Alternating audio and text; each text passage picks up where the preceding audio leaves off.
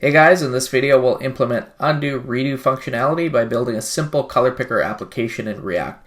We'll cover state management, event handling, props, as well as the history stack pattern. So let's start off by looking at what we're going to build. So here we have a simple color picker.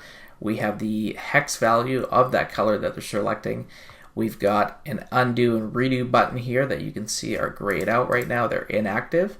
And then we have some debugging text here at the bottom that's going to allow us to visually see where we're at in our history stack pattern. So let's go ahead and choose a color.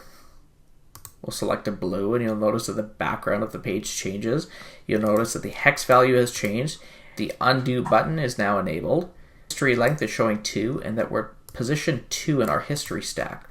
Position 1 is going to be this gray color that we selected. If I undo, you'll now see that redo is now enabled. So now you can see that we can jump back and forth. So what if we go ahead and we click again, and why don't we click over here, and now we're going with a darker blue. You'll see that we're at position 3 of 3. If we undo, we'll go back. So we have a max positioning set of 5, so let's go ahead and we'll choose some different colors. You'll see we're at position 5. We can undo. Now what if we go ahead and we select again, and we'll choose like a black or a very, very dark blue here. You'll see that it's going to override the future color that we had set. So pretty simple application, but it's going to visually allow us to see this history stack pattern and really see this undo redo functionality and how we can enable that.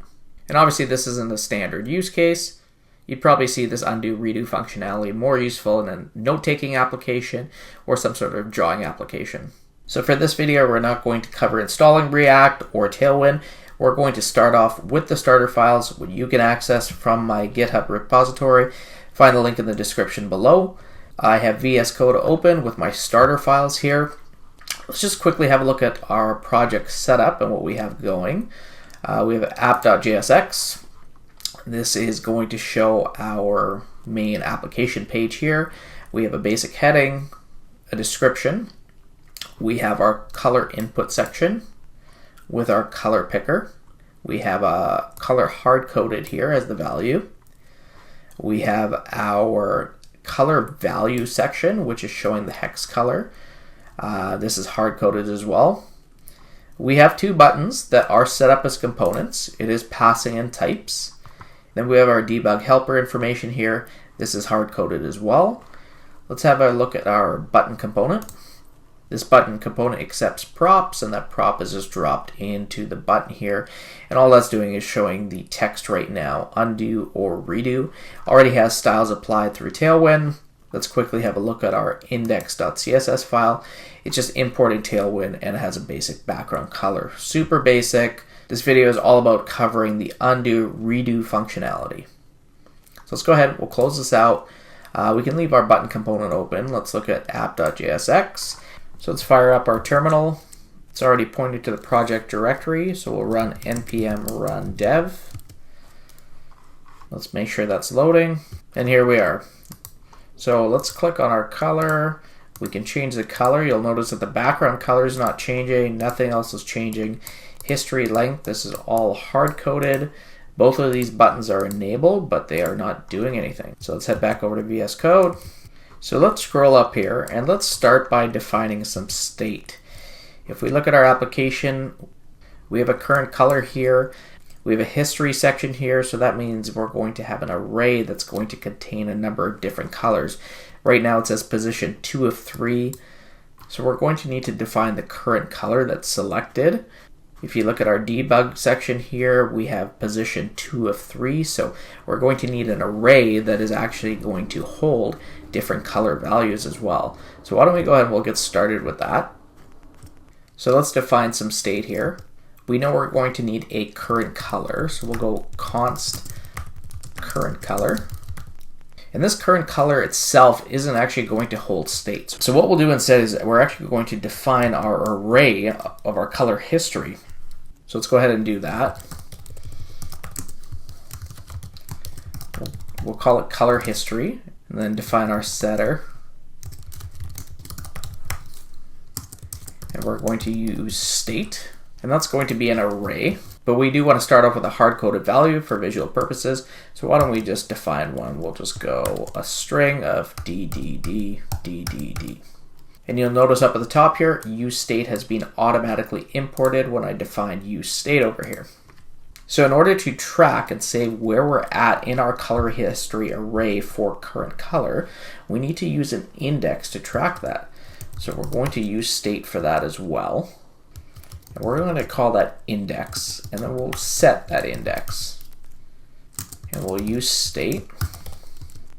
And by default, we're going to start off at 0, which when our application loads is where this color is going to be pointed to at that key in the array. And then for our current color, we can ensure that current color is always going to be set to color history index. So wherever this index is for the color history, wherever the user is, it's going to point to the index for this array. So let's go ahead, we'll save that, we'll go back, and you're not going to notice any changes. We've simply defined state, but we're not using it anywhere. So let's scroll down to our color picker, and you can see that's defined by type of color. So we'll change this to current color. Let's save that. So it's easier to see. Why don't we go up top here, and we'll change this to black 000. We'll save that, and you'll see now the color picker is defined as that. We've set it up here in our useState by default. Now if we click on here and we'll choose another color, you'll notice it doesn't change this at all. And that's because we're defining our state, but we're not allowing it to change. So we need to define a function for that. So we're going to define that function based on change. So when this changes, and then we're going to fire off a function, and we will call that handle color change. So let's go up, let's create that function. We'll call it const handle color change. And the event is going to fire that off. And we'll say that current color is e.target.value, which is the selected value. But can we do that? Because current color is simply pointing to the index in our color history array. So we're unable to define the current color in this way. So for now, why don't we say const new color, and we'll just assign the selected color to a new variable called new color. And why don't we see if that works? And we'll console log that out. We'll say new selected color.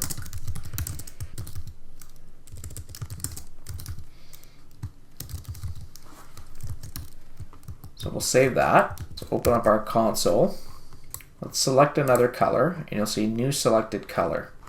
Let's try that again. So our function is keeping track of that. So how are we going to handle this? Our new color needs to be pushed onto the end of our color history array. So in order to do that, let's go ahead, we're going to set our color history. And in React, you don't simply push items onto the end of an array. What we can do is we can utilize our spread operator. So we're going to spread our color history array. And what that's going to do, it's going to take our array and it's going to spread them into individual strings because we have defined strings here. And now we can do something with that. And in this case, we're going to take our new color and add it onto the end of our current color history array. So we've done that. However, if you notice our current color, where is that pointing to? It's pointing to the index of our color history. So we've added this new color onto the end of our array, but we have not updated the index to reflect the newly selected color. So let's go ahead and we'll update our index. And we'll say color history dot length. And we're saying dot length because that's going to point to the last item in our array. So let's save that and we'll see how we're looking. Let's select a color, we'll choose another color, and you'll see that our color picker is updating. Now our background color is not changing and our hex value is also not changing. So let's go ahead and we'll correct that. So let's start off with our background color, and you'll see that here is our div, and it has a hard-coded background color that is a Tailwind class here. So it's a little bit difficult to add in the hex colors for Tailwind. So what we'll do is we'll just remove this. And then we will append a style tag onto the end here. And in order to add some custom styles in here, oops, I'm missing the equals. We need to define it like this, and we'll say background, can't do hyphen, so background color, and that is going to be equal to current color. Let's save that. Let's try that out. And you'll see that's already reflected. Okay, so we're making progress here. Let's go back. Let's scroll down to where we have our hex value actually displayed.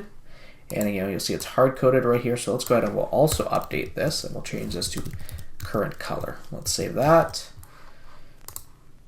And that is updating as well. All right, we're making progress. So now we need to think a little bit further. What if a user goes ahead and they pick the same color twice? Is that going to be added to the history? In general, with most applications, it would not be, so we're not going to do that here. And what about history limits? Are we going to have an unlimited history, or we're going to max it out? So we need to improve what we're doing here in order to make this flexible. So we need to start tracking the history here. Let's go ahead, we'll create a new function, and we're going to call this add color to history. And it's going to take in a value of new color. We're going to pass the newly selected color into here. So the first thing we want to do is we want to check if the new color that they've selected is the exact same as the current color. And if it is, we don't want to have any update to our history array. We want to leave it as is. So we'll say if new color is equal to the current color, we're simply going to return. So we're not going to do anything. It's going to end this. So add color to history. If new color is equal to the current color, we're just going to close out of this. And so we can test this out. Why don't we log this out? We'll just say adding color, new color. So we have new color. So I'll refresh. Let's go ahead. We'll click on a color. Newly selected color. I have not moved my cursor. I'm going to click again in the exact same spot. You'll see there is no change, and I'll keep clicking. No change. If I move it slightly, click, there is a change. Click again, no change. So that is working as it should be. It should have no effect on the history if the color is exactly the same. Okay, so what if the new color is different than the current color? Then we need to update our history. So we'll define a new array here, and we'll call it updated history. And we'll say that updated history is equal to color history. But again, we need to unpack this and append on our new color. So the new color has now been added onto the end of this color history, but it's just been assigned to an updated history const. So let's go ahead and update our color history. We'll call set color history. And that's going to be updated to updated history. And just like above, we can't just set the color history, we also have to set the index as well. And we're going to say set index, and that's going to be updated to updated history.length. But in this case, we need to go -1. And the reason we have to go -1 is because arrays are 0 index. So they start at an index of 0. So when you take the length of an array, if there's 3 items, the last item has an ID of 2. So if we're saying there's a length of 3, but we need to point to the last one, we're going to say -1, and that's going to point to the one with the index of 2. Now, because we are handling our history in this dedicated function to color history, we can actually go ahead and remove it from our handle color change, and that way it's going to separate our UI logic from our color history logic. So before we go any further with extending our color history functionality, I want to go back here and I'll look at our debugging information here. This is still static information. If I click around, there's no updates here. So I want to update the history length in the position at which we're at. So let's go back here. Let's scroll down to our debugging information, and we have history length. This should be equal to the length of our color history array.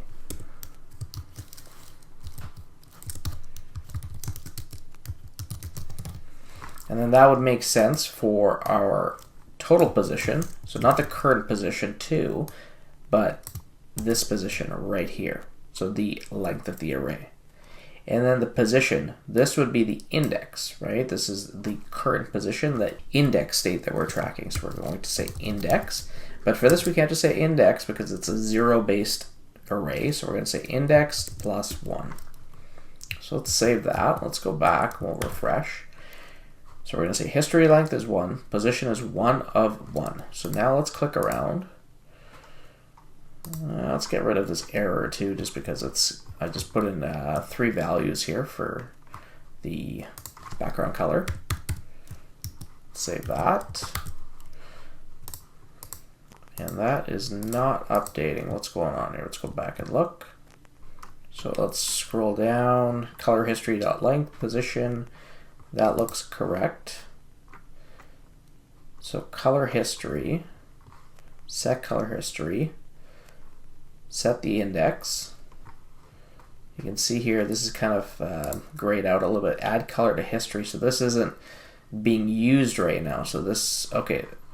So in our handle color change, we removed the set color history, set the index, but we actually need to call this function here. So we're going to say add color to history, and we need to pass it in the new color here. So let's go ahead and we'll try that out now. There we go. So history length is 4, position 4 of 4. Now if we go undo, redo, you'll see that's not functioning yet because we haven't gone on to that portion. And actually, why don't we go back? You'll note position 4. If we keep clicking here, you'll notice that our array keeps growing. And then we would enable undo, redo for that many states. I don't want to do that. I want to actually max it out at a certain history length. So why don't we first do that before we implement our undo, redo functionality. So right here, we will say if updated history dot length is greater than, let's say 5. Let's keep it up at 5. And you know what? We won't even define that here. Let's go up here and define a new const, and we'll just say const max history. We'll use all caps for this, and since this is like a fixed const, we'll say 5. And then we'll call that down here. So max history, updated history, if it's greater than max history,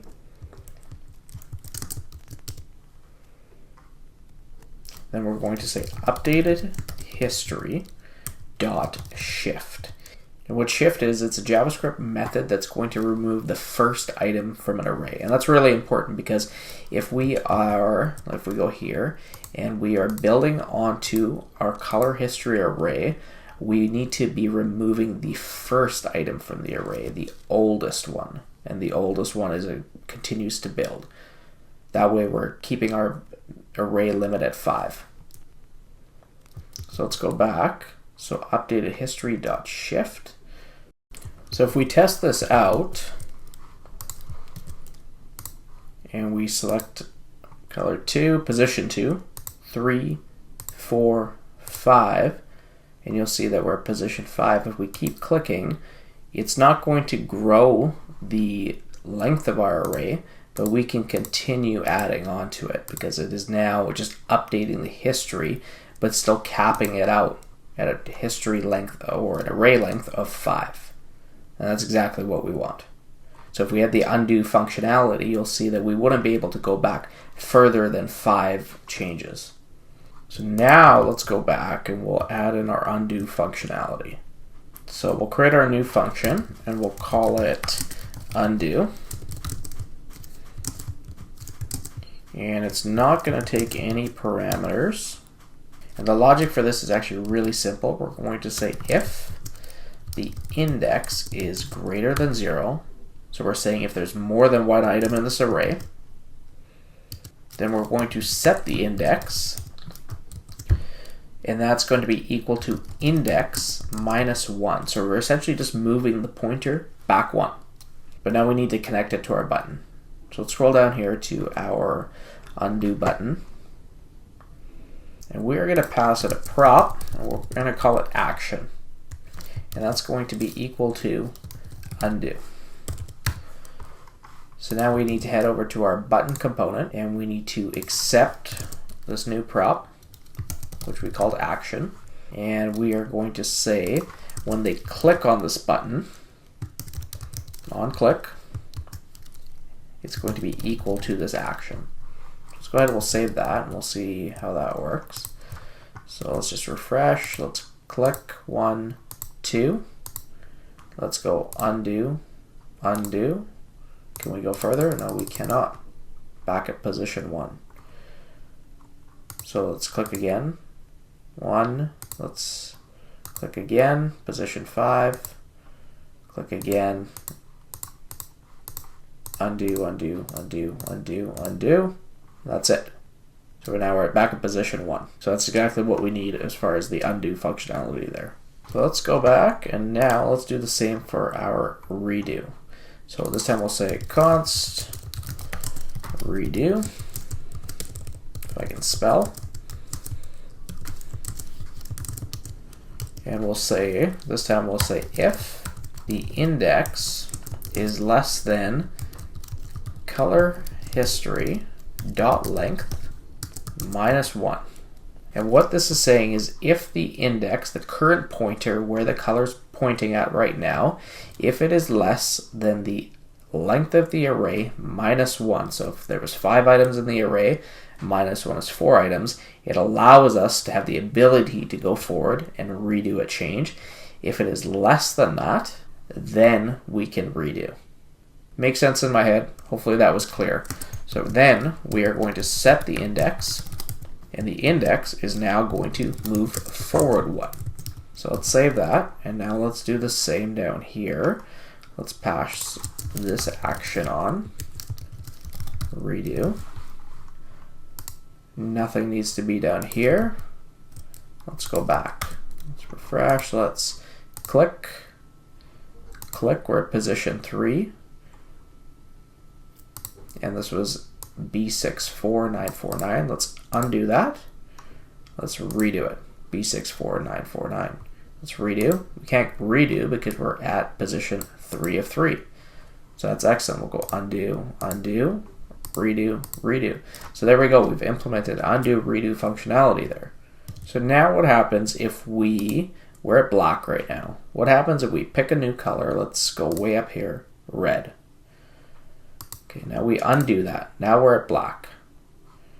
Now let's click on gray. So we're currently on black. Let's click on gray. Let's undo. It went back to red. So this is where we have basically a future history type of problem. We've basically created like a branching timeline and we need to fix that. And we do that essentially by removing any future history after a change like that. So let's go ahead and we'll implement this and we'll see how it looks. Let's go back to app, scroll up to our functions. And right here, we are going to say const new history is equal to color history dot slice. And we're going to do that from the index here. Sorry, not from the index, from the start of our array to the index plus 1. And again, index is where we're at plus 1. And what we're doing here is we're essentially slicing away any future from our array before we add any new colors onto it. So if we go back, we add a new color, we need to first slice off any current future that was on that array. So now if we go back here, why don't we test this out? So we're at black, we'll click to red. We'll undo, we'll click to gray, and we'll undo.